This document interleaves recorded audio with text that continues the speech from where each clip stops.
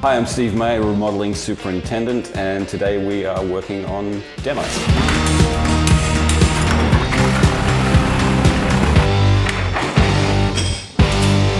So demolition is basically construction in reverse. And so what we do, first of all, is protect everything that stays. So we have a dust wall up here. We have protection on the floor. Then after that, we take down all the things that went up first. So yesterday we took out the appliances, we took out the trim, we took out cabinets.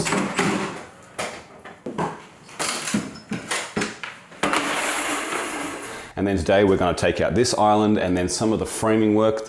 I was about to say these sconces, but they're not called sconces here, are they? What are they called? Soffits. Soffits. We're going to take out the soffits and some additional framing, and then we'll be done. Here there was a whole lot of stuff. So we had to take out, we had a incinerator, we had an Instahot, we had a dishwasher, and then we had a sink. So we had to shut off all the plumbing, disconnect everything, pull it all out. We had a fridge there, so we had to take out the ice making bit, and that's about as detailed as we got.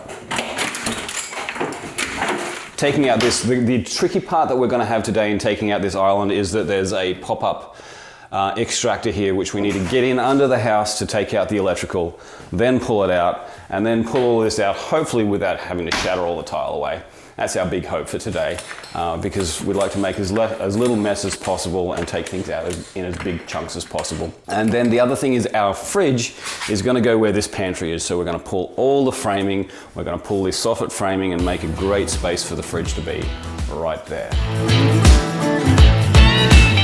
For this remodel, the owners are staying in the house, and so we're ripping apart their kitchen. It means they don't have a kitchen, so what do?